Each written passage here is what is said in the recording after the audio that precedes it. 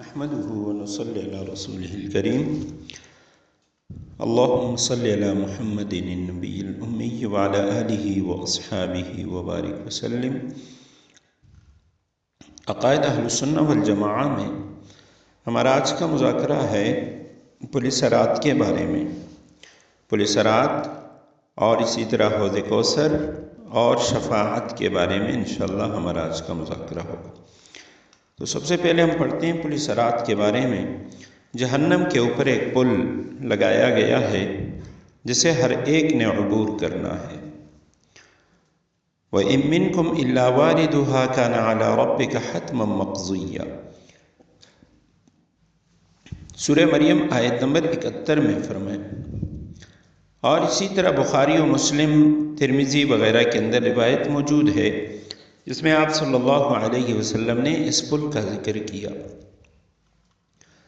جو مقربین ہیں تو مقربین میں سے بعض اسے پلک جھپکنے میں عبور کر لیں گے، بعض بجلی کی رفتار سے اسے عبور کریں گے اور بعض ہوا کی رفتار سے عبور کریں گے، بعض پرندوں کی رفتار سے عبور کریں گے اور بعض عمدہ گھوڑوں کی رفتار سے عبور کریں گے۔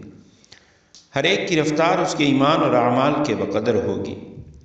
جنہیں جنت میں جانا ہوگا وہ اس پل کو عبور کر کے جنت میں پہنچ جائیں گے،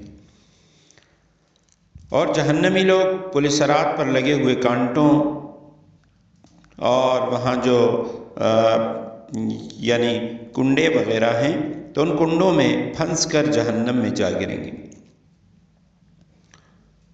سب سے پہلے حضور اکرم صلی اللہ علیہ وسلم اپنی امت کے ساتھ اس پل کو عبور کریں گے، پھر باقی انبیاء کرام اور رسل پل پر سے گزریں گے۔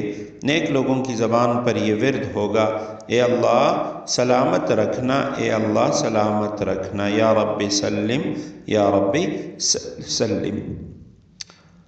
پل صراط ایک حقیقی پل ہے جو باقاعدہ نظر آئے گا اور محسوس ہوگا، کوئی تخیلاتی افسانہ نہیں ہے، اور باقی اس پل کی جو اصل حقیقت ہے وہ اللہ سبحانہ وتعالی ہی جانتا ہے۔ حوض کوثر، کوثر عربی زبان میں خیر کثیر کو کہا جاتا ہے۔ اللہ سبحانہ وتعالی نے حضور اکرم صلی اللہ علیہ وسلم کو کوثر یعنی خیر کثیر عطا فرمائی ہے۔ اس سے دنیا اور آخرت کی تمام قسم کی خیریں، بھلائیاں اور نعمتیں مراد ہیں۔ ان نعمتوں میں سے ایک بڑی نعمت حوض کوثر بھی ہے جو آپ صلی اللہ علیہ وسلم کو میدان محشر میں عطا ہوگا، جس کی لمبائی چوڑائی سینکڑوں میل پر محیط ہوگی اور 2 پرنالوں کے ذریعے سے جس میں جنت کی نہر کا پانی گرے گا۔ جو اس حوض میں سے ایک مرتبہ پانی پی لے گا اسے پھر کبھی پیاس نہیں لگے گی۔ حوض کوثر پر حاضری میزان عمل سے پہلے ہوگی، اور ہو سکتا ہے بعضوں کی اس سے بھی پہلے اور بعضوں کی میزان عمل کے بعد ہو۔ بعض لوگ حوض کوثر پر حاضر ہوں گے، فرشتے یہ کہہ کر انہیں دھتکار دیں گے کہ یا رسول اللہ، ان لوگوں نے آپ کے بعد دین میں نئی نئی بدعات داخل کر لی تھیں۔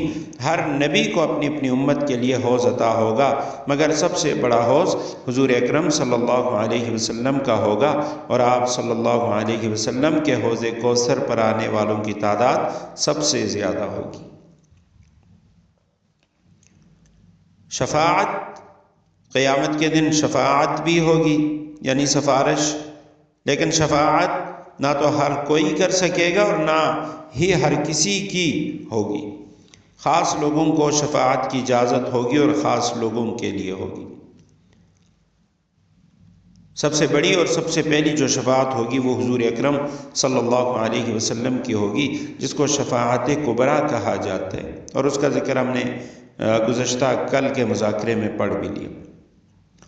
شفاعت صرف وہی لوگ کریں گے جنہیں اللہ سبحانہ وتعالی کی طرف سے اس کی اجازت ہوگی، بلا اجازت کوئی شفاعت نہیں کر سکے گا۔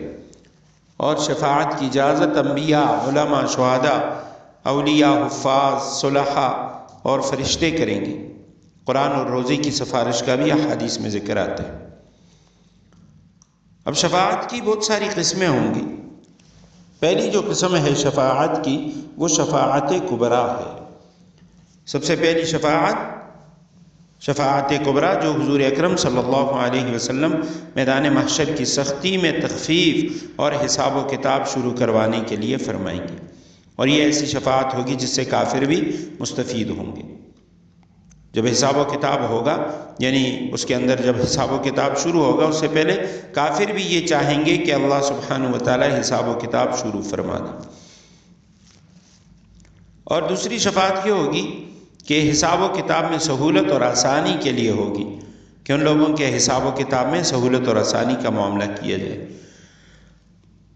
تیسری قسم کی شفاعت بعض اہل ایمان کی جنت میں درجات بلند کرنے کے لیے ہوگی، کہ جو درجہ اس مومن کو عطا ہوا ہے اسے اونچا درجہ عطا کیا جائے۔ چوتھی قسم کی شفاعت گناہگاروں کے لیے ہوگی، جن کے لیے عذاب کا فیصلہ ہو چکا ہوگا، اب شفاعت ہوگی کہ ان کی خطا معاف فرما دی جائے اور انہیں جہنم میں داخل نہ کیا جائے۔ پانچویں شفاعت وہ ہوگی، یہ ان گناہگاروں کے لیے جو جہنم میں داخل ہو چکے ہوں گے، اور یہ شفاعت انہیں جہنم سے باہر نکالنے کے لیے ہوگی۔ چھٹی شفاعت ان لوگوں کے حق میں ہوگی جن کی نیکیاں اور برائیاں برابر ہوں گی، یعنی اصحاب اعراف کے بارے میں، کہ ان کو اعراف سے نکال کر جنت میں داخل فرما دیا جائے۔ ساتویں قسم کی شفاعت بعض لوگوں کو بلا حساب و کتاب جنت میں داخل کروانے کے لیے ہوگی، اور یہی وجہ ہے کہ لاکھوں لوگ اس شفاعت کے نتیجے میں بغیر حساب و کتاب کے جنت میں داخل ہوں گے۔ آٹھویں قسم کی جو شفاعت ہوگی وہ مستحقین عذاب کے عذاب میں تخفیف کے لیے ہوگی، جن کو عذاب مل چکا ہے، عذاب ہوگا، ان کے عذاب میں کمی کے لیے ہوگی۔ اور شفاعت یہ صرف اہل ایمان کے لیے ہوگی، کیونکہ اہل ایمان ہی قابل معافی اور مغفرت ہیں۔ کافروں، مشرکوں اور ان لوگوں کے لیے جن کا خاتمہ ایمان پر نہیں ہوا، ان کے لیے کسی قسم کی کوئی شفاعت نہیں ہوگی، کیونکہ انہیں جہنم سے خلاصی نہیں ملے گی اور وہ جہنم ہی کے اندر رہیں گے۔